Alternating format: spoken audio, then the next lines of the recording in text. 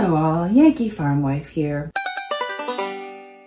Let's start with a quote before we get to our word of the day. Now, when Hamlet's mother, the queen, watches the play within a play in which a woman is being seduced by her brother-in-law, she says, "The lady doth protest too much, methinks." Without getting into the details of the play, which all of you should know, by the way, she sees herself in that character, or projects. Hence, the word of the day is projection, a Freudian term that means the mental process by which people attribute to others what is in their own minds. So, we see projection as a defense mechanism or means of coping, and it's when someone unconsciously attributes their own thoughts, feelings, or behaviors to another, removing it from themselves, so to speak. Now, I will add this disclaimer. I am not a psychiatrist. I only play one on YouTube. And so, with these thoughts in mind, we're going to do a little spitballing here. First, I need to ask Jesse Waters of Fox TV, what causes you to be so terrified of women? Kamala Harris pretends to be somebody she's not and doesn't know what she wants to do until her campaign tells her. When world leaders sit across the poker table from Kamala Harris, they smell fear. They know her tells.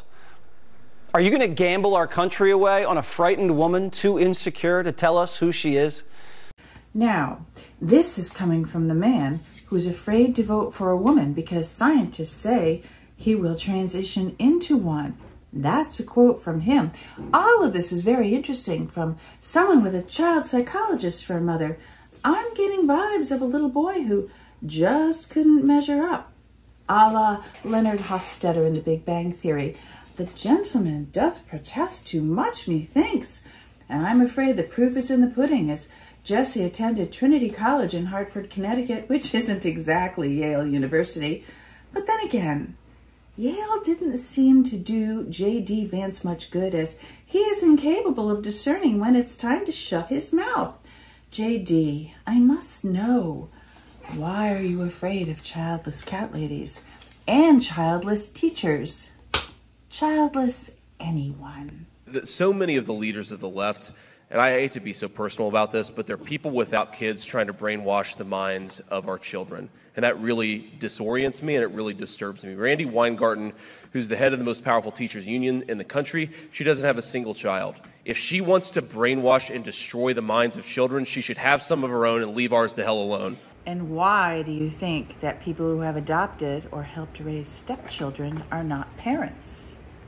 You look at Kamala Harris, Pete Buttigieg, AOC, the entire future of the Democrats is controlled by people without children. I shudder to think about what your nightmares consist of. Single cat lady school marms with yardsticks, smacking them against their hands, insisting you recite the definition of projecting with precision accuracy, or you will feel the sting of the ruler. Do you want the sting of the ruler, dude? Anyway, just for fun, if we did hearken back to the days of yore that you long for, if a female teacher were to become pregnant, she would have to leave her profession, as women were not allowed to teach once they began to show, as baby bumps were politely referred to. So which is it? We go back to the days of Ozzie and Harriet, where women stayed home and raised children, and if women teachers wanted to keep their jobs, they stayed single and childless? Spinsters, they were affectionately called. Or we flash forward to where women and men get to teach whether they have children or not. But the kind of pay offered to our teachers nowadays, compared to other professionals, I think we mustn't be quite so fussy. Don't you? Speaking of spinsters, my mother attended St. Cyril and Methodius Catholic Grammar School in Bridgeport, Connecticut, where she was taught by nuns. What say you about that? Should nuns be barred from teaching and potentially having an influence on kids? Think about this. In the same way you think LGBTQ plus people are groomers, can't the same be said about nuns and priests? Single, celibate people with a direct influence on our children? Watch out for the nuns, or you could say goodbye to having grandchildren, JD. Apparently, you have very impressionable children. I am afraid your constant harping on this subject speaks to something much deeper than your fear of childless degenerates. The lady doth protest too much, methinks. But let's cut to the chase. And as usual, just spitballing. Is this why you feel the need to control women's reproductive rights? You have this deep-seated resentment / jealousy that you can't pop a baby out yourself. Is this why you are aggressively rabid toward trans people? Sometimes when things hit too close to home, we get frightened and we lash out, and maybe, just maybe, the real demons are inside of us. Isn't that true, Jesse? I mean... What is her foreign policy? This is where the president has his most impact. You have a lot of room to maneuver there as commander-in-chief. We don't know who she is. We don't know what she believes. She's going to get paralyzed in the Situation Room while the generals have their way with her. Right now... Jesse, whoa, Jesse, I don't like that. Figuratively, again. Take it back. Is that really what you're afraid of, Jesse?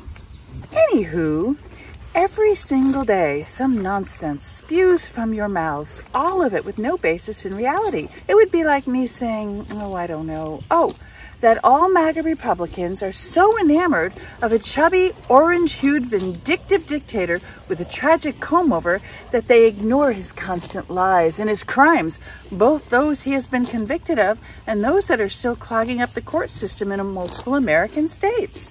Do you see what I mean? Nonsense. Utter, meaningless nonsense. That's actually true. What? No.